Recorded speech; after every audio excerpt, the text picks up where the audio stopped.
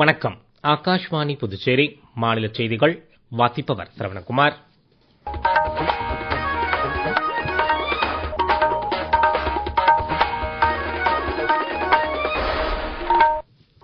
தலைப்புச் செய்திகள். உலகிலேயே இந்திய பொருளாதாரம்தான் தொடர்ச்சியான முறையில் விரைந்து வளரும் பொருளாதாரம் என்று குடியரசுத் தலைவர் திருமதி திரௌபதி முர்மு கூறியுள்ளார். செமிகண்டக்டர் துறையின் எதிர்காலத்தை இந்தியாவுடன் இணைந்து உருவாக்குவதில் உலக நாடுகள் ஆர்வம் கொண்டுள்ளதாக பிரதமர் திரு நரேந்திர மோடி கூறியுள்ளார். பருவநிலை மாற்றத்தை கட்டுப்படுத்துவதற்கான உலகளாவிய முயற்சிகளில் இந்தியா முன்னிலை வகிப்பதாக மத்திய சுற்றுச்சூழல் மற்றும் வனத்துறை அமைச்சர் திரு பூபேந்தர் யாதவ் கூறியுள்ளார். புதுச்சேரியில் தகுதியுள்ள 72 இளநிலை வழக்கறிஞர்களுக்கு சட்டத்துறை மூலம் மாதம் 5000 ரூபாய் நிதியுதவி வழங்கும் பணிகளை இன்று முதலமைச்சர் திரு ரங்கசாமி தொடங்கி வைத்தார். இனி விரிவான செய்திகள். உலகிலேயே இந்திய பொருளாதாரம் தான் தொடர்ச்சியான முறையில் விரைந்து வளரும் பொருளாதாரம் என்று குடியரசுத் தலைவர் திருமதி திரௌபதி முர்மு கூறியுள்ளார். இன்று சென்னையில் சிட்டி யூனியன் வங்கியின் 120ஆம் ஆண்டு கொண்டாட்டங்களில் உரையாற்றிய அவர், அரசின் பல்வேறு திட்டங்களால் நாட்டு மக்கள் ஒவ்வொருவருக்கும் நிதி அதிகாரம் கிடைத்திருப்பதாக கூறினார். நாட்டின் ஒட்டுமொத்த பொருளாதார வளர்ச்சியிலும் கிராம நகர வித்தியாசத்தை போக்குவதிலும் வங்கித்துறை முக்கிய பங்காற்றி வருவதாக குடியரசுத் தலைவர் தெரிவித்தார். நாடு முழுவதும் 56 கோடி ஜன்தன் வங்கிக் கணக்குகள் தொடங்கப்பட்டுள்ளதால் சாதாரண மக்கள் அரசு திட்டங்களின் பலன்களை எளிதில் பெற முடிவதாக அவர் கூறினார்.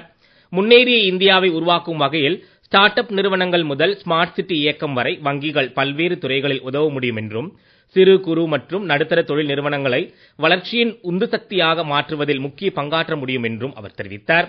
குடியரசுத் தலைவர் உரையில் இருந்து ஒரு பகுதி. As our digital and knowledge-driven economy keeps expanding, the role of banks in digital transformation and entrepreneurship becomes even more crucial. From startups to smart cities, there is a whole range of areas in which banks can help. Banks can become active partners in the making of a developed India. Another area of focus is the support to micro, small and medium enterprises. This sector is extremely important for our economy as it generates employment and drives innovation. Banks can play an important role in transforming MSMEs into the engines of growth. City union வங்கியின் 120ஆம் ஆண்டு விழாவில் மத்திய நிதியமைச்சர் திருமதி நிர்மலா சீதாராமன் பேசுகையில், பிரதமர் நரேந்திர மோடி தலைமையின் கீழ் இந்திய பொருளாதாரம் துடிப்பாக செயல்பட்டு வருவதாக கூறினார். நடப்பு நிதியாண்டின் முதல் காலாண்டு வளர்ச்சியில் 7.8% அதிகரித்து இவ்வாண்டு ஜூலை மாதத்தில் பணவீக்கம் 1.5% குறைந்திருப்பதாகவும் அவர் தெரிவித்தார். நாட்டில் மொத்தமுள்ள ஜன்தன் வங்கி கணக்குகளில் 56% பெண்களுக்கானவை என்பதையும் 67% கிராமப்புற கணக்குகள் என்பதையும் நிதியமைச்சர் சுட்டிக்காட்டினார். இந்தியா மீது உலகமே நம்பிக்கை வைத்திருப்பதாகவும், செமிகண்டக்டர் துறையின் எதிர்காலத்தை இந்தியாவுடன் இணைந்து உருவாக்கவே உலக நாடுகள் விரும்புவதாகவும் பிரதமர் திரு நரேந்திர மோடி கூறியுள்ளார். இன்று புதுடெல்லி யசோ பூமி மாநாட்டு கூட்டத்தில் 3 நாள் செமிகான் இந்தியா மாநாட்டை தொடக்கி வைத்து பேசிய அவர், இந்தியாவில் தயாரிக்கப்பட்ட சின்னஞ்சிறு கணிப்பொறி சில்லுகளால் உலக அளவில் பெரும் மாற்றங்கள் உருவாகும் நாள் வெகு தூரத்தில் இல்லை என்றார். கருப்பு தங்கம் என அழைக்கப்பட்ட எண்ணெய் வளம் கடந்த நூற்றாண்டை உருவாக்கியது போல டிஜிட்டல் வைரம் என்ற அழைக்கத்தக்க கணிப்பொறி சில்லுகள் தான் நடப்பு 21ஆம் நூற்றாண்டை வடிவமைத்து வருவதாக பிரதமர் தெரிவித்தார். பிரதமரின் உரை குறித்து கூடுதல் விவரங்கள். உலக அளவிலான செமிகண்டக்டர் சந்தையின் மதிப்பு வரவிருக்கும் ஆண்டுகளில் $3 டிரில்லியன் என்ற அளவை தாண்டி அதிகரிக்கும் என்றும், இதில் இந்தியாவின் பங்கு கணிசமாக இருப்பதை உறுதிப்படுத்தும் வகையில் இந்தியாவின் செமிகண்டக்டர் துறை தற்போது வேகமாக முன்னேறி வருவதாகவும் பிரதமர் திரு நரேந்திர மோடி கூறினார். இந்தியாவில் 2021ஆம் ஆண்டிற்கு பிறகு அனுமதிக்கப்பட்ட 10 செமிகண்டக்டர் திட்டங்களில் மொத்தம் $18 பில்லியன் முதலீடு செய்யப்பட்டு வருவதாகவும், இத்துறைக்கு தேவையான முக்கிய கனிமங்கள் எளிதில் கிடைப்பதை உறுதிப்படுத்த தனி திட்டம் ஒன்றை அரசு அமல்படுத்தி வருவதாகவும் அவர் தெரிவித்தார். செமிகான் இந்தியா மாநாட்டின் தொடக்க விழாவில் முற்றிலும் இந்தியாவிலேயே தயாரிக்கப்பட்ட முதலாவது கணிப்பொறி சில்லுகளை மத்திய தகவல் தொழில்நுட்பத்துறை அமைச்சர் திரு அஸ்வினி வைஷ்ணவ் பிரதமரிடம் வழங்கினார். நாட்டில் 5 செமிகண்டக்டர் உற்பத்தி ஆலைகள் நிறுவும் பணிகள் வேகமாக முன்னேறி வருவதாக அமைச்சர் தெரிவித்தார். பெண்களின் வருமானம் மற்றும் அதிகார பங்கேற்பை மேம்படுத்த அரசு உறுதிபூண்டுள்ளதாக பிரதமர் திரு நரேந்திர மோடி கூறியுள்ளார்.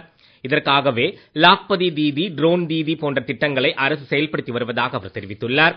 பெண்களுக்கு தொழில் கடன் வழங்க ஏதுவாக பீகாரில் உருவாக்கப்பட்டுள்ள ஜீவிகா நிதி கூட்டுறவு கடன் சங்கத்தை இன்று மெய்நிகர் முறையில் திறந்து வைத்து பேசுகையில் அவர் இவ்வாறு கூறினார். பெண்களின் அதிகார மேம்பாட்டில்தான் நாட்டின் வளர்ச்சி அடங்கியிருப்பதாகவும் பெண்களின் வாழ்வில் எல்லா தடைகளையும் நீக்கினால்தான் அதிகார பங்கேற்பு மேம்படும் என்று பிரதமர் தெரிவித்தார். நீங்கள் கேட்டுக்கொண்டிருப்பது மாநில செய்திகள்.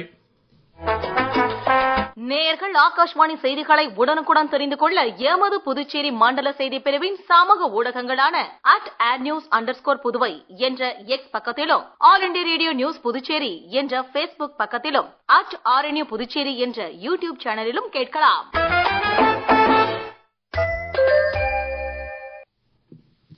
உலகிலேயே மிக வேகமாக வளரும் பொருளாதாரமாக திகழும் இந்தியா பருவநிலை மாற்றத்தை கட்டுப்படுத்துவதற்கான உலகளாவிய முயற்சிகளிலும் முன்னிலை வகிப்பதாக மத்திய சுற்றுச்சூழல் மற்றும் வனத்துறை அமைச்சர் திரு பூபேந்தர் யாதவ் கூறியுள்ளார்.